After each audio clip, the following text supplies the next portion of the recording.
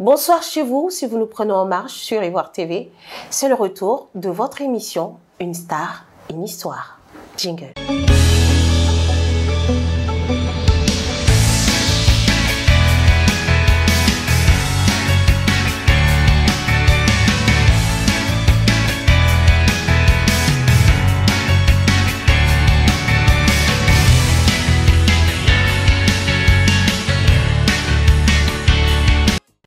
Et oui, comme je vous l'ai dit, vous constatez, ce n'est pas Cindy pour ce soir. Je suis Ariel Lumi et ça me fait un immense plaisir de porter cette casquette pour votre émission Une star, une histoire. Aujourd'hui, la personne qu'on reçoit, on le qualifierait de plutôt surprenant. Quelqu'un dont le talent était déjà prémédité, mais beaucoup négligeaient. Go Michel, il est avec nous. Mais je ne vais pas me limiter à ça. Je vais vous lire sa biographie. Bien sûr. Michel Goudoukro, né le 10 décembre 1931, est issu d'une famille de cultivateurs ivoiriens de l'ethnie Bété. Quatrième d'une fratrie de 6 enfants, il passe son enfance à Gagnois, enfant timide et réservé en raison d'une malformation physique. Il est encouragé par son maître de classe à se lancer dans le théâtre pour surmonter sa timidité et son complexe. Bien sûr, cependant, sa maladie le contraint à interrompre ses études en classe de CM2. Après 3 ans de soins traditionnels au Burkina Faso, il aurait été guéri par un guérisseur local. Je vais m'arrêter là pour cette biographie et bien sûr, on va échanger avec notre invité du jour, Monsieur Go Michel, bonjour. Bonjour. Comment allez-vous? Ben, ça va à l'image de l'Afrique. On est là. L'Afrique, elle est comment? Ben, c'est ce que vous savez, hein, c'est les lourdeurs, c'est des soubresauts, c'est des attaques, c'est des encaissements. C'est tout à la fois, c'est les courses, c'est les cherchements, comme on peut le dire. Voilà. Oui, et déjà, quand on lit votre biographie, quels sont les détails qui vous reviennent à l'esprit? Ben, c'est toute une vie. Ma biographie se résume à toute une vie. La naissance, le vécu. Quand on parle de naissance et de vécu, ça englobe tout à la fois. Ça englobe en même temps les soubresauts, les embûches que nous avons rencontrées en route. Oui. Puisque le chemin n'est pas encore fini, on est à mi-parcours, on ne sait pas où on va. Du coup, ça va nous laisser. Mais c'est beaucoup de choses à la fois. C'est des réussites, c'est des échecs, c'est des chutes, c'est des élévations. C'est un amalgame de beaucoup de choses. Voilà. D'accord. Dans votre parcours scolaire, l'on dit que vous êtes arrêté à l'école et il y a eu ce maître de CM2 qui, pour tuer en quelque sorte cette timidité en vous, vous initie au théâtre. Comment s'est fait les premiers pas? Alors, effectivement, ceux qui ont dit que j'ai arrêté les cours en classe de CM2, ils n'ont pas menti. Effectivement, j'ai arrêté l'école en classe de CM2. J'ai plus vu la suite. Le reste, je me suis formé sur le tas. Oui. Et en fait, je suis autodidacte, si on peut le dire. Voilà. Donc, tout est parti à l'école primaire, effectivement. Le virus du théâtre, on s'est eu à l'école primaire, lors des kermesses. Et puis après, la paralysie est venue tout mettre à terre. Oui. Et puis, bon, après, quand j'ai perdu l'usage des membres, il fallait maintenant chercher à chercher la guérison et tout. Oui. On a parcouru monts et vallées ici, rien n'y fit. Ce qui m'a amené au Burkina.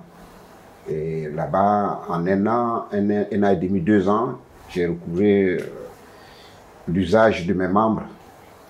Et puis 3 ans après, je suis revenu. Il n'y avait plus rien à faire. L'école pour moi, c'était fini. Parce qu'il fallait avoir de l'argent pour pouvoir se payer le collège. Il n'y avait pas cet argent. Bien sûr. Donc, il fallait se jeter dans la vie active. Et voilà, donc j'ai commencé à faire les petits métiers à Gagnois. Ceux qui sont à Gagnois. Quel genre de petits métiers? Quel genre de métier? Oui, ce genre de petits métiers. Les petits métiers, j'étais vendeur dans un kiosque à café à la gare, la grande gare routière de Gagnois. Ah ouais? Oui, je vendais le spaghetti, le café, voilà, dans un kiosque. Après ça, je suis allé, le kiosque étant fermé, je suis allé gérer une boutique, la boutique d'un Maraka. Lui aussi, il a fermé, il allait aux États-Unis, je suis retourné sur le carreau. Donc, moi-même, j'ai dressé ma table au bord de la route comme pour vendre le café à Boki. Ah, d'accord. Voilà, j'ai fait le café à Boki pendant au moins 6 mois. Et puis, finalement, je suis allé à l'apprentissage de l'électronique, c'est-à-dire la réparation de radio et télévision. Ah ouais. Voilà, mais parallèlement à cela, je faisais mes répétitions de théâtre. Parce que c'était ce métier que j'avais en tête, parce que ça m'aidait à combattre la timidité, ça m'aidait à rentrer au milieu de mes amis, ça m'aidait à communier avec les gens, ça m'aidait à voir du monde, ça m'aidait vraiment à me faire confiance à moi-même. Oui. Donc, du coup, on ne s'est plus lâché. Waouh. Voilà. Mais quand vous vendiez, on va dire, dans vos kiosques et tout, comment vous appeliez vos clients? Pourtant, vous avez cette timidité en vous, mais vous avez été commerçant. Donc, avec cette timidité, comment vous arriviez à gérer mais le commerçant, il est dans sa boutique, il est dans sa boutique et le client, il arrive. Oui. Je ne crie pas, dire, venez boire un café ou bien... Non, mais moi, je suis assis dans mon coin. Si tu as faim, la faim va te ramener à ce kiosque. Oui. Et quand tu t'assois, je te demande, qu'est-ce que tu veux prendre? C'est rognon, c'est spaghetti, c'est quoi? C'est du café? Ou bien c'est quoi? Tu viens, tu dis ce que tu veux, je te sers tranquillement. Oui. Voilà, donc maintenant, quant à la réparation de télé-radio, tu viens avec ton poste radio. Moi, je n'ai pas besoin de beaucoup parler. Tu viens, tu dis, ah, mon poste radio ne parle pas, il y a le fil d'entraînement qui est coupé, il faut le remettre. Bon, c'est directement, c'est le contact, quoi. Oui. Voilà. Votre premier essai théâtral, bien sûr, vous étiez encadré, mais votre premier spectacle de théâtre? Alors, mon premier spectacle de théâtre, je l'ai joué en 1985. D'accord. 1985. Oui. Vous en savez quelque chose? Non. Non. Non. Non, voilà. Après.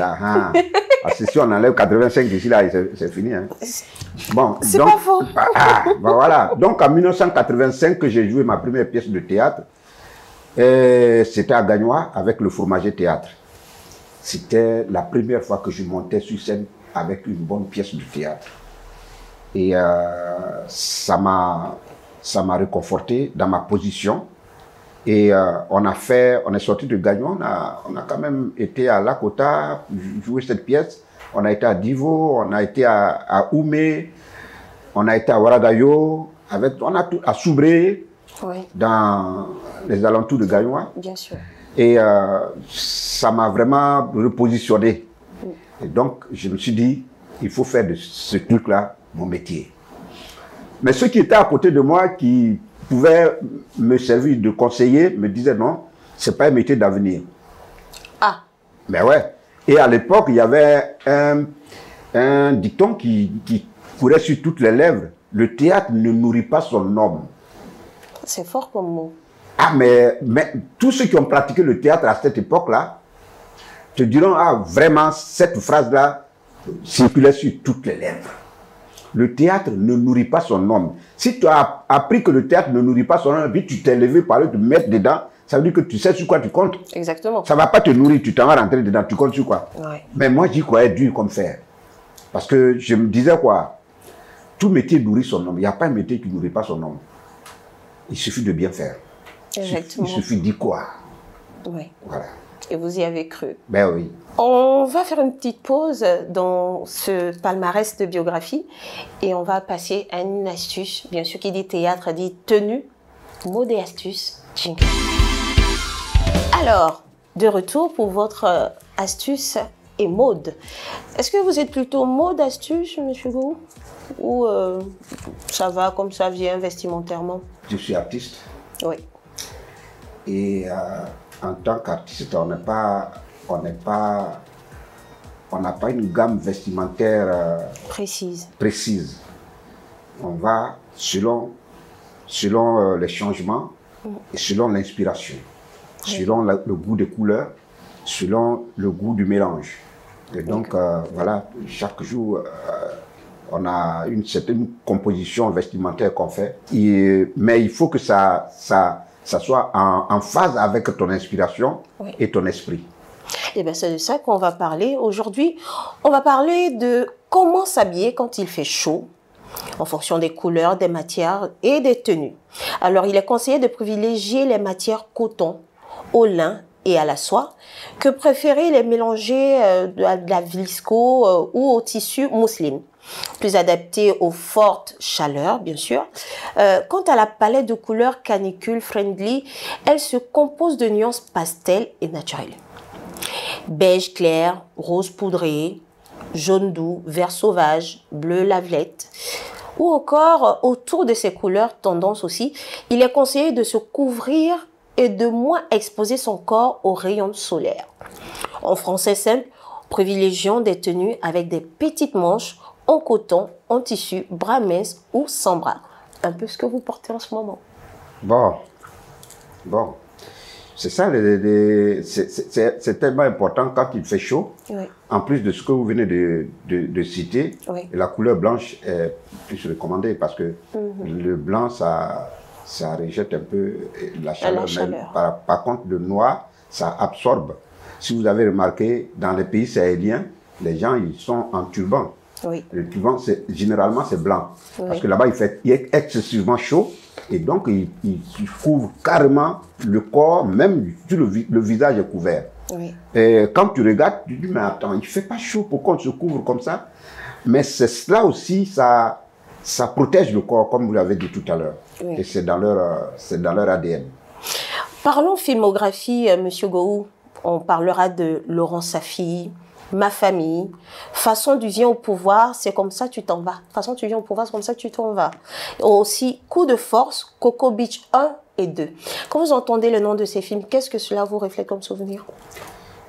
Ben, ça prouve que du travail a été fait. Parce que vous avez des centaines et des centaines de films.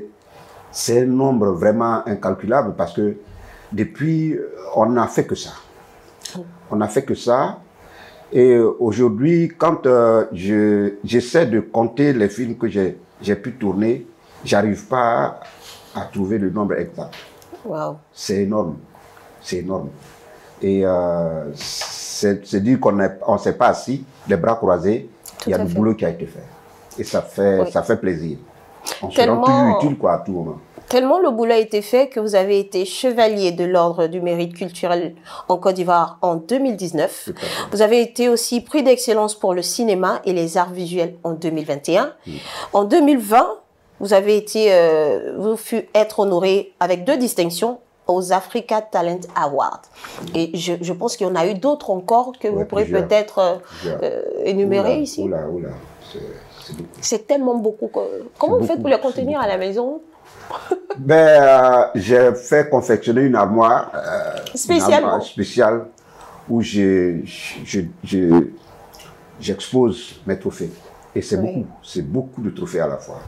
Donc franchement, j'en ai eu ici, j'en ai eu dans les pays africains, j'en ai eu en Europe. Et voilà, un peu partout aux États-Unis, j'ai eu des trophées. Et tous ces trophées sont emmagasinés chez moi.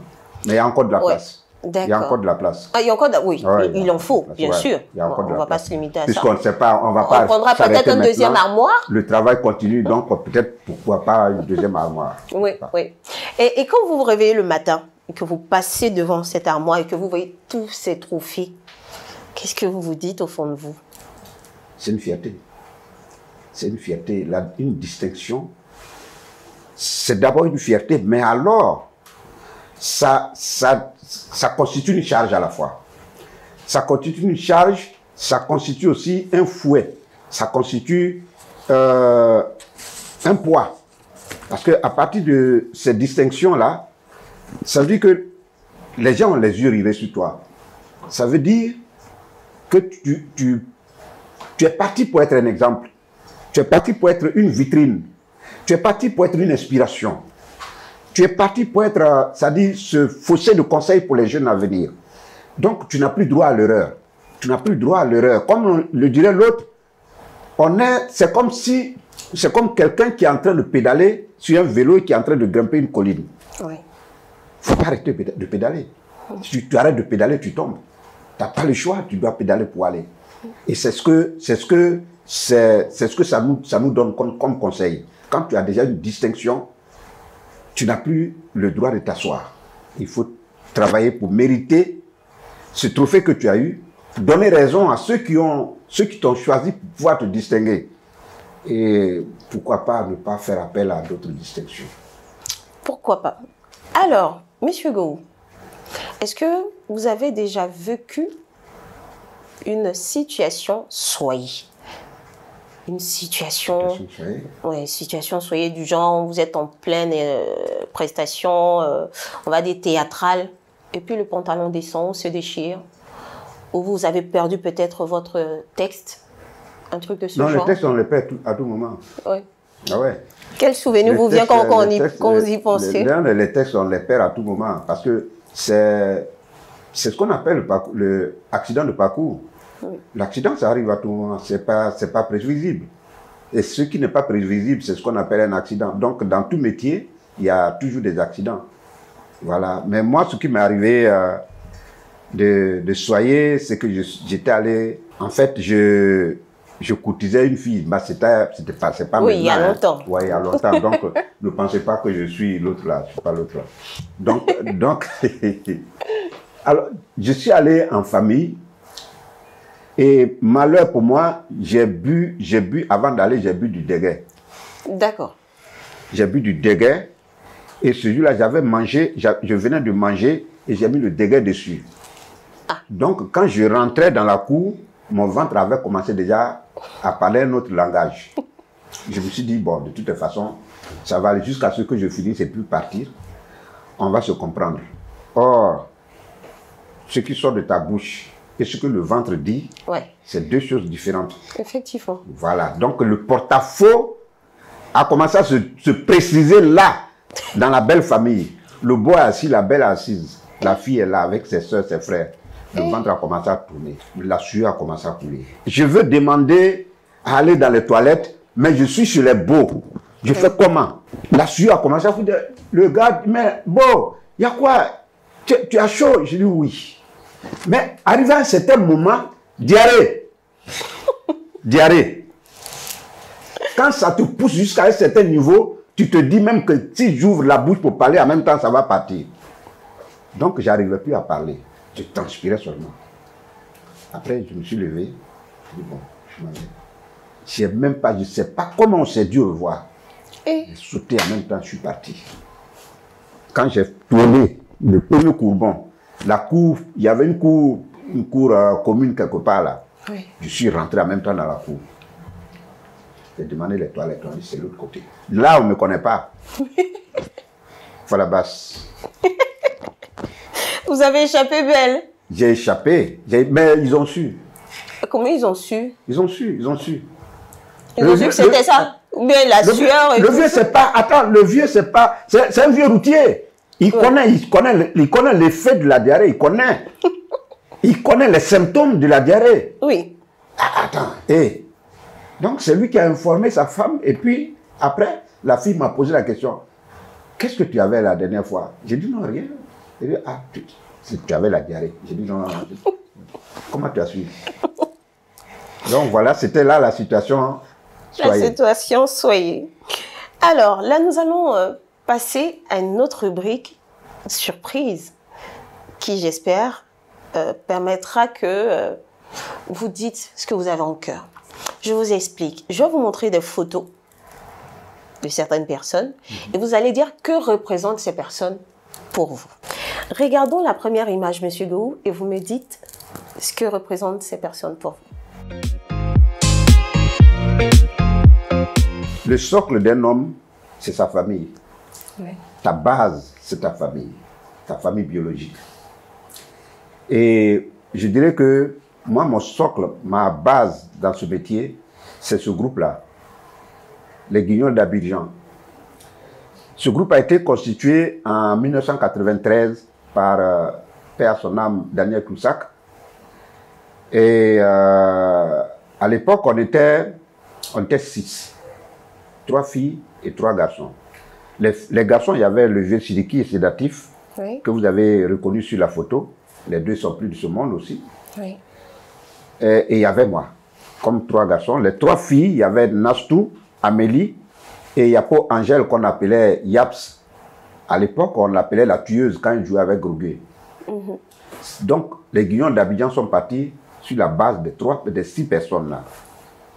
Et Dieu seul sait, quand on s'est retrouvés et que Daniel nous a fait savoir sa vision de la chose, il fallait maintenant rentrer dans le bois sacré pour sortir les scénarios, écrire nous-mêmes les scénarios, aller sur le terrain et tourner, jouer et tout.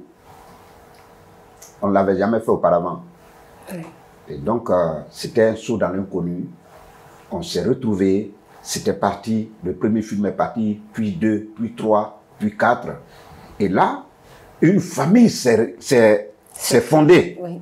Une famille s'est fondée avec un papa qu'on appelait le vieux Chiriki, avec un frère mais vraiment décalé, sédatif, avec 2 sœurs, Amélie et Wabei, et puis une sœur, je dirais une aînée, Yapo Angèle, que je salue au passage. Et donc on a constitué cette ceinture familiale-là. Et jusqu'aujourd'hui, depuis 1993, même si le groupe n'existe plus, cette fraternité est restée. Et vraiment, chapeau. On va regarder une deuxième image. C'est parti.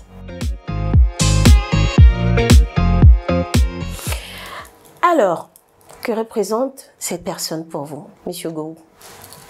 Dao, c'est un frère. Dao, c'est une partie de moi. Je connaissais Dao depuis quand j'étais à Gagnoa au village. En ce moment, je ne connaissais même pas Abidjan. D'accord. Dao, il y avait une émission radiophonique qui passait, une émission théâtrale radiophonique, animée par Kaba Taïfou à l'époque, qu'on appelait, vous avez dit, théâtre. Vous avez dit théâtre, et Kaba Taïfou recevait des troupes de théâtre. Et la troupe qui m'a vraiment marqué, c'était le fétiche burnéen d'Abobo, dans laquelle jouaient Dao, Adrien Coutouan, Ouedraogo Ablaï. Il y avait pas mal d'acteurs dedans. Mm-hmm. Et leur manière de jouer,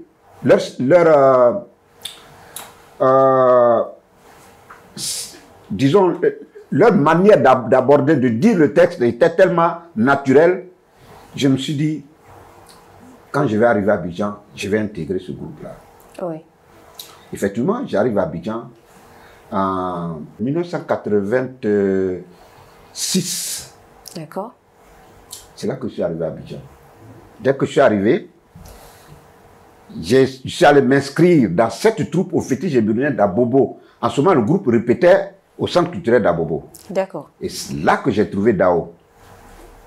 Vous comprenez, depuis ce temps, oui. Dao et moi, on a lié amitié. De là, je devais me prendre en charge, parce que je vivais sur ma grande sœur. Il fallait sortir de là et puis me prendre en charge. Donc, je suis allé ouvrir une blanchisserie. Oui. J'étais blanchisseur, je lavais les habits des gens, je repassais. J'étais blanchisseur à Bobo. Ceux qui me connaissent à Bobo, ils savent ça. D'accord. Et tout le temps, Dao, le matin, quand je se réveille chez lui, il est chez moi, à la blanchisserie. Il m'assiste, il est assis là, on cause théâtre, et moi, je lave les habits. Quand je finis de laver, je mets au soleil, on est aux répétitions. Quand on finit la répétition, on revient, je reprends la blanchisserie, c'est-à-dire le repassage des baluchons qui sont là. C'était de ça que je vivais. Puisqu'on disait que le théâtre ne nourrissait pas son homme. Effectivement. On faisait nos répétitions, mais il n'y avait rien qui rentrait. Mm-hmm. Donc, Dao et moi, on est restés en contact permanent depuis ce temps jusqu'aujourd'hui. Wow. Jusqu'aujourd'hui. Là, on allait venir ensemble. Mais il est allé à une mission. Il est allé pour une mission, donc peut-être que la prochaine fois, il sera là. Donc, Dao, ce n'est pas un ami, c'est vraiment un frère. En tout cas, on admire beaucoup cette amitié et on espère que beaucoup prendront exemple sur vous. Tout à fait. Les images ne sont pas terminées. On va regarder une autre image. Encore? Oh oui. Et vous allez nous dire ce que représente cette personne pour vous. C'est parti. Alors, Monsieur Gou, que représente cette personne pour vous? Vous savez, dans la vie, on rencontre tout. Hein. On rencontre ce qui est bon, on rencontre ce qui est mauvais. On rencontre ce qui est médiocre. On rencontre aussi ce qui est passable. Ainsi, bon, c'est le courant de la vie. J'ai rencontré des gens, mais des malhonnêtes comme celui-là, je n'ai jamais rencontré. Comment? Je pèse mes mots. D'accord. Des malhonnêtes comme les mamans, là, je n'ai jamais rencontré. Oui. C'est-à-dire c'est le premier malhonnête Haoussa que je n'ai jamais croisé. Le premier Nigérien malhonnête, c'est lui. D'accord. Oui. Ben, ça, je l'ai dit. Mais sincèrement, pour vous dire la vérité, c'est un homme aimable. Un homme aimable. Un homme, quand tu l'approches, tu découvres vraiment la valeur d'un homme. Tu découvres tout ce qu'on cherche chez un homme. La simplicité faite homme. L'ouverture faite homme. La joie de vivre faite homme. Et une simplicité qui ne dit pas son nom. Oui. Maman, je le connaissais déjà à travers sa rubrique qui passe sur RFI. Je pensais que c'était un blanc qui animait cette émission-là, cette rubrique-là.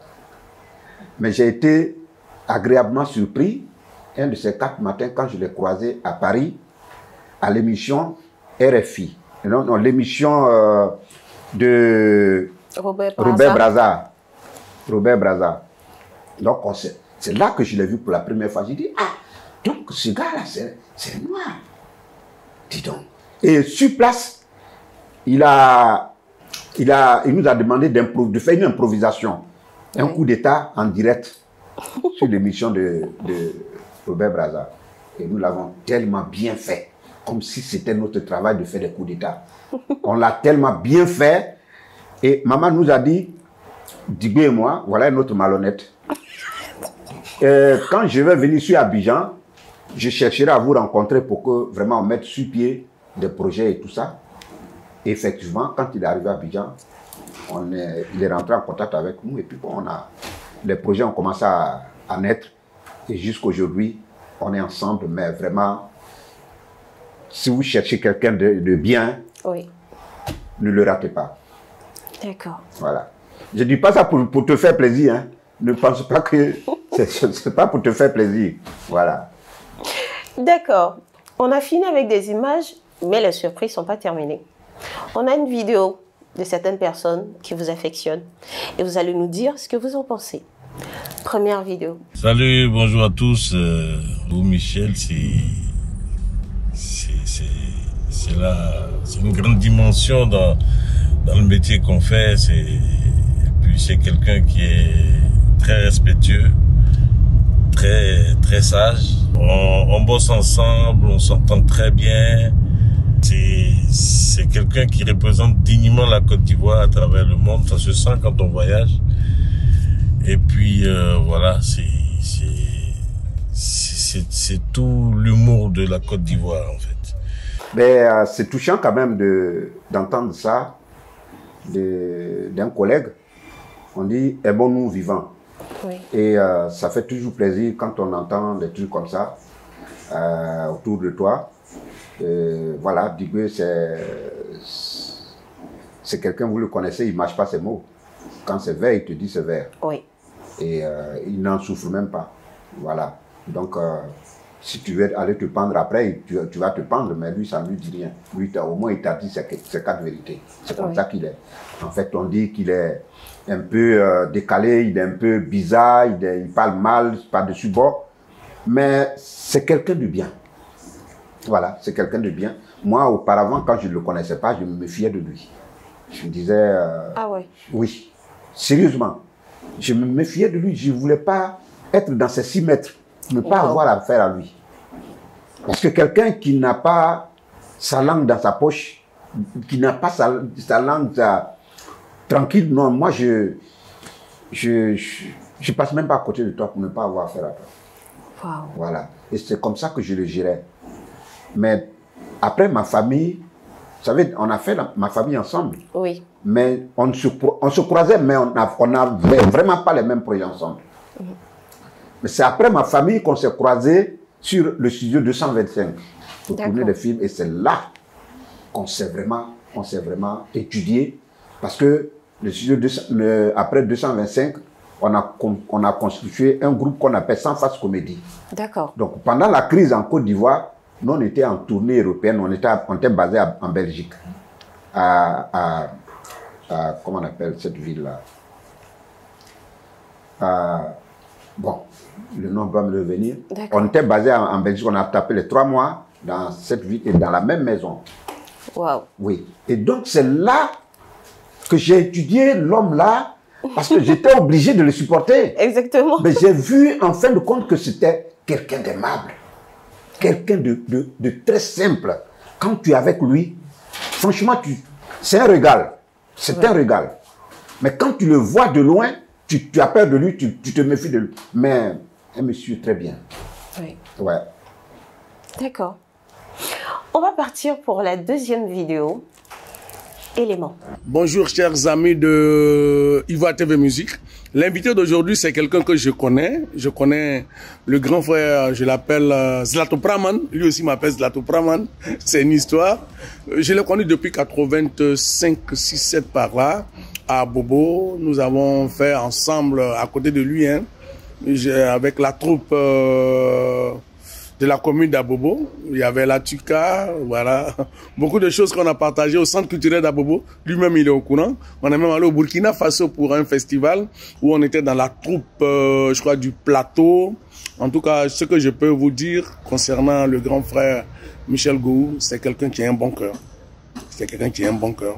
Souvent, il y a des gens qui attendent malheureusement, après que la personne soit partie, qu'on fasse des témoignages. C'est un bon cœur. C'est un grand artiste. C'est quelqu'un qui est juste. Et je vais vous dire une chose. Un jour, on a eu un gombo, même pas un gombo, quelqu'un nous a invités. Je crois que c'est à Yamoussoukro. Le monsieur a donné le jeton. Voilà. Mais le grand frère a fait un geste que aujourd'hui je vais lui dire que ça m'a marqué. L'argent que le monsieur a mis là, il a partagé comme on partageait les jeux de cartes là, vous comprenez, non? Équitablement. Il restait quelques 3-4 billets. Il voulait partir, on dit non, grand frère, toi aussi. Vraiment, ce jour-là, ça m'a marqué. Ça aurait été d'autres personnes de sa trempe, de sa qualité. Il allait dire, bon, vous les petits prenez ça. On allait prendre, hein, mais il a dit, vous les petits prenez ça. C'est quelqu'un qui a un grand cœur. Voilà, Zlato Praman, c'est ton petit frère, c'est ton petit frère. En tout cas, que le bon Dieu te donne encore longue vie, longue vie, longue vie. Et que tous tes projets se réalisent. Ah, grand frère, j'ai oublié. Tu m'as appelé dans un coin là, juste à présent, on ne m'a pas encore appelé. Hein. Faut pas. De temps en temps, mon numéro marche. Zigri Patapli. Pam, pam. Alors, mesdames et messieurs, on vient de voir la deuxième vidéo et il s'agissait de Monsieur Decôté, qui a parlé de beaucoup de souvenirs. Ouais. Beaucoup de souvenirs. C'est un collègue, c'est un frère. Effectivement, depuis 85, on était à Bobo ensemble. Lui, il était dans les rigolos d'Abobo avec Omega, David, Dolo Adama, Idosan, Dosso Tchekoumba. Pendant ce temps, moi j'étais au fétiche et Burnet et on partageait la scène souvent à Bobo. Mais en tout cas, il révèle beaucoup de choses. Beaucoup de choses. C'est un garçon aussi bien. C'est un garçon très bien. Le voyage dont il parle au Burkina, c'était en 1992. Wow. On est allé pour un festival de théâtre. Et voilà, donc on a vraiment partagé de très bons moments ensemble. Affectueusement, je l'appelle petit frère, mais on a un nom, un petit sobriquet qu'on c'est Zlato Praman. Ça veut dire quoi? Comment c'est venu ce nom-là? Alors, l'histoire de Zlato Praman, c'est le nom d'une bière en fait. Ah! Mais une bière grecque. D'accord. Et une fois, j'étais à Lomé, et puis il y a un gars qui m'a approché et dit que lui veut que je représente cette bière-là en Côte d'Ivoire. J'ai dit, ok, il n'y a pas de souci. Donc, il me donne les échantillons, des cartons d'échantillons. Oui. Il dit, va à Abidjan, tu vas tester le terrain avec. Donc, il me dit aussi, mets en place une équipe commerciale pour pouvoir vendre cette bière-là. J'ai dit, ok. Donc, j'arrive à Abidjan. Moi, la première personne que j'ai appelée, c'était Decôté. Oui. Pour le mettre dans l'équipe avec moi. Donc, voilà, la bière, Zlato Praman. Lui, il a commencé à boire. Il dit, ah, c'est une très bonne bière. On se lance dedans. D'accord. J'appelle le gars, il dit, bon, voilà, on est prêt maintenant pour le truc là. On reçoit le conteneur quand? Il me dit, le conteneur en route. Le conteneur en route, on s'apprête à mettre le conteneur sur le bateau. Mais il faudra prévoir 50 millions là-bas. Avec les 50 millions, tu vas aller dédouaner. Et puis tu vas mettre dans l'entrepôt. Maintenant, quand tu vas vendre, tu récupères tes 50 millions. Et puis moi, tu m'envoies le... J'ai dit, ah, c'est une affaire comme ça. Moi, mais je me promène, je cherche 5 000 francs pour manger, je n'en ai pas. C'est 50 millions. Merci beaucoup de m'avoir beaucoup respecté. En tout cas, notre projet là, ça n'a qu'à finir là. J'ai appelé deux côtés, j'ai dit, voilà ce qui se passe. Donc, lui et moi, ce nom-là, ce petit sobriquet est resté entre nous. Zlato Praman, c'était fait pour nous ouvrir les yeux. D'accord. Voilà. J'ai une dernière image. Cette dernière image, elle est spéciale. On regarde. Tu sors les trucs, hein? Alors, mesdames et messieurs, Aïe. on vient tous de visualiser cette image. Monsieur Gou, c'était qui sur cette image? C'était moi quand j'étais encore gentleman. Oui. C'était moi quand j'étais encore, quand j'avais encore, mais mon corps était encore bien ferme, où je respirais la jeunesse. Et en ce moment, je ne savais pas que la jeunesse passait. Hein. Ouais. Ah oui, oui. À ce moment-là, si tu me disais que la jeunesse allait passer, j'allais te dire non, parce que ça faisait plaisir de vivre ce moment-là. Mais là, cette photo a été prise lors d'un tournage de gags, télé-gags. À l'époque, c'était en 1992-93, entre 92 et 93. Télé-gag passait sur la première chaîne, 5 minutes avant le journal télévisé. D'accord. Et là, c'était sur H, Camara RFA. H, perd son âme. Vous ne l'avez pas connu? Si. Voilà. Donc, c'est sur lui qu'on faisait tous les tournages. C'était à Le Pougon. Donc, quand je vois cette photo, ça me rappelle cette époque-là. Et cette caméra, c'était la caméra de la RTI. C'est avec cette caméra-là qu'on faisait les tournages. Wow. Mais là, j'étais sapé, hein? Oui, très sapé, en plus. J'étais sapé, hein? Vous avez du goût? La J'étais chaussure, sapé. le pantalon jean, tout ça? Mais tu sais, vous ne savez pas où j'ai pu acheter ça. Racontez-nous un peu l'histoire de cette tenue. Ah, d'accord. On allait faire vacances culture à Yamoussoukro. Et à notre retour, on a eu le deuxième prix. Donc on revient maintenant sur Abidjan. Oui. Et chacun, moi j'ai pu avoir, comme cachet, j'ai pu avoir 7 000. Ah! Oui. Comme cachet, j'ai pu avoir 7 000. Wow. J'ai pris les 7 000, mais c'est comme si tu avais 7 millions dans la poche. Oui, à l'époque.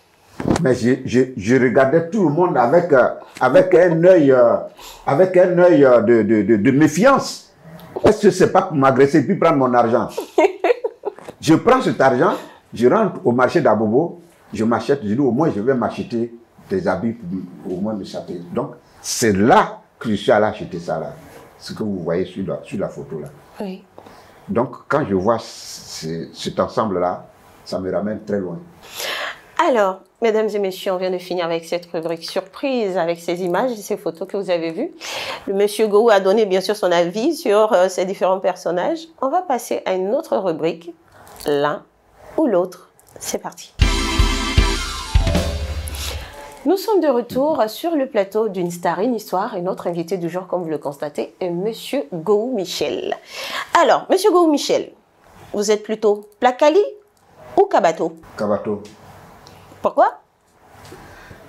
Kabato parce que c'est plus nourrissant. D'accord. C'est plus nourrissant que le Plakali. Parce que à la base, le maïs même, c'est une denrée qui contient beaucoup de vitamines. Oui. Donc, on se sert du maïs pour faire beaucoup de choses. Effectivement. Voilà. Donc, si tu te nourris de la pâte de maïs, tu prends de la vitamine. C'est tout à fait normal. Or, le Plakali, c'est de l'amidon. Oui. C'est pas comparable. Pas que je mange pas le placali. Moi, tous les matins, je mange, plusieurs fois le matin, je mange le placali avant de sortir. Ou alors c'est le riz couché. Wow. Mais si je dois faire un choix entre le placali et le kabato, je choisis le kabato. Surtout quand c'est accompagné d'une bonne sauce. Quelle sauce comme ça? Il y avait quoi dedans? Bon, sauce oseille, sauce arachide avec de l'oseille dedans. Oui. Et, ou alors une sauce bruyante, le koulala. Oui. Un peu d'escargot. Bon, l'escargot, ça passe pas trop chez moi. Hein. Ah oui? Non, non, non, ça passe pas trop chez moi. La viande, c'est-à-dire du gibier. Oui. La goutille, la... Apani, biche. Non, pas apani. Ah, pas d'apani. Non. Non. Pas c'est des sorciers.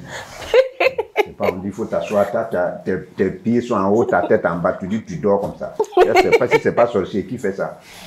Donc, à goutille, biche et autres, voilà, ça passe. D'accord.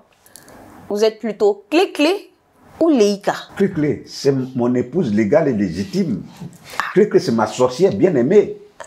Ah ouais, quand même. Alors que Léga, c'est la maîtresse. Oui. Attends, tu parles de la maîtresse et puis de la titulaire. On ne peut pas les mettre dans la même maison. Bon, comme souvent vous sautez clôture pour aller voir Oui, on saute la clôture pour aller voir la maîtresse. Mais la titulaire à la maison, il faut me mettre dans le problème. J'ai rien fait. Ne me mets pas dans le problème.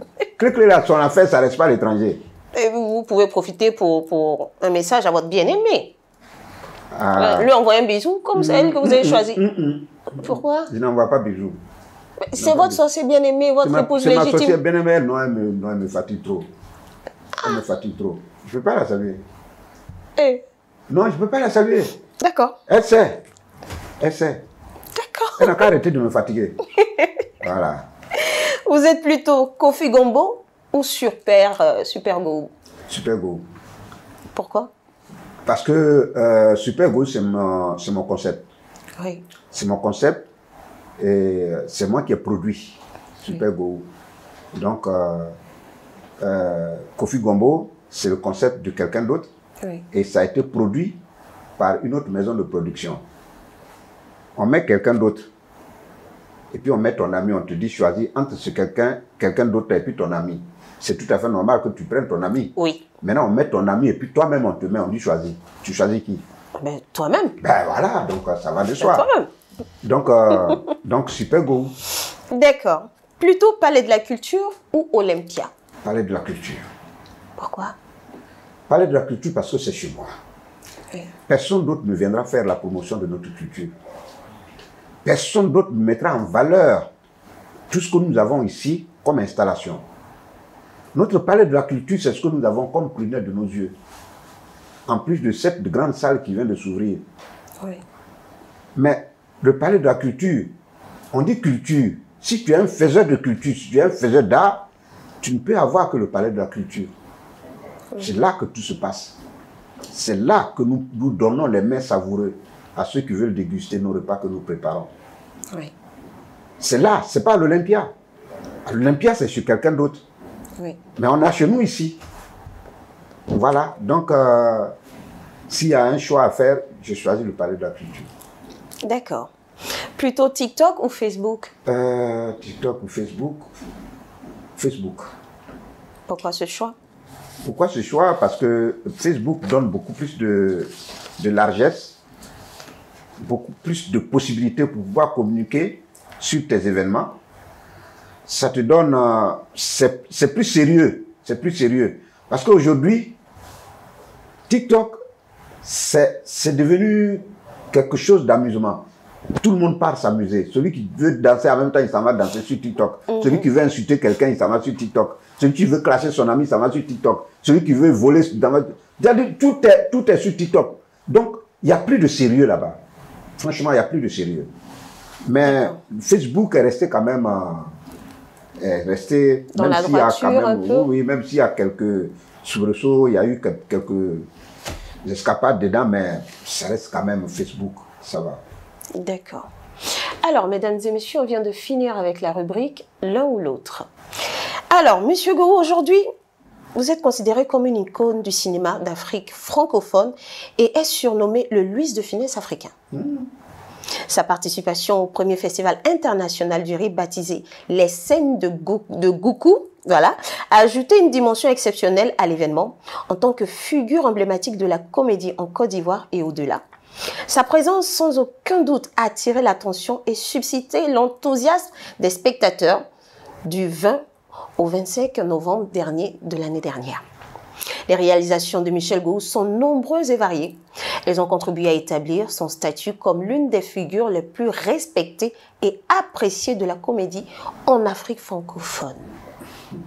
Quand vous entendez ce genre de mots à votre endroit, qu'est-ce que ça vous fait comme sensation?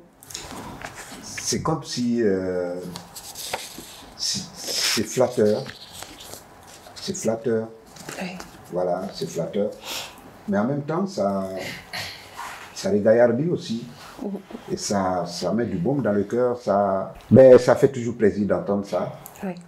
Il y en a qui n'entendent pas souvent ce genre de mots-là. Et il y en a qui passent leur temps, toute leur journée à recevoir que des injures, des attaques, des remarques et tout ça. Mais ici, tout ça, c'est des appréciations. Oui. On prend avec bon cœur. D'accord. Par la grâce de Dieu. On rappelle et le travail continue. Bien sûr, il continuera. Ouais. On rappelle que M. Michel Goukou est marié légalement et papa de 6 enfants. Et combien de petits-enfants? Pour le moment, pas de petits-enfants. Ça viendra. Ah oui, absolument. On va passer, mesdames et messieurs, à une autre étape, une autre rubrique. Ce que tu sais faire. Alors, M. Goukou, dans ce que tu sais faire, je vais vous donner une histoire et vous allez jouer une scène parce que vous êtes le maître de l'improvisation et des grandes scènes. C'est sur quel terrain tu es en train de m'amener? Ne vous inquiétez pas, ça va bien se passer. Alors, vous avez surpris votre femme dans une infidélité. Comment est-ce que vous allez réagir? Vous me dites quand vous êtes prêt, action, et vous jouez cette scène. Bravo. Alors, tu es contente? Il n'y a pas de souci. Moi, s'il a fait ce que moi, je n'arrive pas à faire, c'est tant mieux. C'est ton bonheur que moi, je veux, hein, de toute façon. Si ça t'a fait plaisir, non, ce n'est pas la peine de pleurer. Hein? C'est un truc prémédité. Tu l'as bien prémédité. On ne t'a pas obligé. Le monsieur n'est pas quitté dehors pour venir t'obliger. Ça veut dire que c'est d'un commun accord que vous avez arrangé ça. Et de surcroît, vous n'êtes pas allé faire ça ailleurs, dans ma maison. Et toi, tu vas où? Tu vas où? Tu vas où? Hein? Ah! On ne fuit pas un hôtel. C'est pas ici là qui est votre hôtel. C'est pas ici qui est votre hôtel. Toi, tu n'as pas trouvé quelqu'un. Lui là, il ne peut même pas quelqu'un qui ne peut même pas payer une chambre d'hôtel.